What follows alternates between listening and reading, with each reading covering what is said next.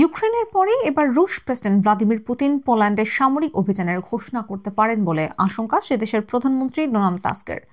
সম্ভাব্য হামলা ঠেকাতে তাই পোল্যান্ডের প্রত্যেক প্রাপ্তবয়স্ক ও সক্ষম পুরুষকে বাধ্যতামূলক সামরিক প্রশিক্ষণ দেওয়ার পরিকল্পনার কথা জানালেন তিনি।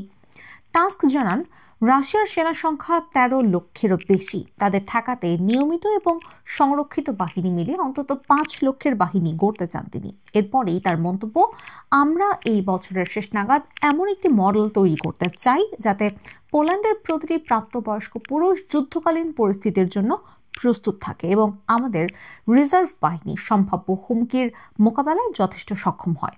ইউক্রেনের সঙ্গে যুদ্ধের আবহে রুশ প্রেসিডেন্ট ভ্লাদিমির পুতিন তার মিত্র রাষ্ট্র বেলারুশে পরমাণু অস্ত্র মোতায়েনের ঘোষণার পরে প্রতিবাদে সরব হয়েছিলেন টাস্ক। আন্তর্জাতিক পরমাণু অস্ত্র সংবরণ নীতি লঙ্ঘনের অভিযোগ তুলেছিলেন পুতিনের বিরুদ্ধে। বস্তুত আমেরিকার নেতৃত্বাধীন সামরিক জোটের সদস্য পোল্যান্ড যুদ্ধের গোড়া থেকে ভলোদিমির জেলেনস্কির সেনাকে মদদ দিয়েছে। পাশাপাশি রুশ হামলায় ঘরছাড়া ইউক্রেনের বহু নাগরিক সে দেশে ঠাঁই পেয়েছেন। এই আবহে সম্ভাব্য রুশ হামলার মোকাবেলায় পোল্যান্ড সরকার প্রতিরক্ষা খাতে ব্যয় দেশের মোট অভ্যন্তরীণ উৎপাদন জিডিপির ৪.৭% থেকে বাড়িয়ে ৫% করার পরিকল্পনা করছে বলেও জানান টাস্ক।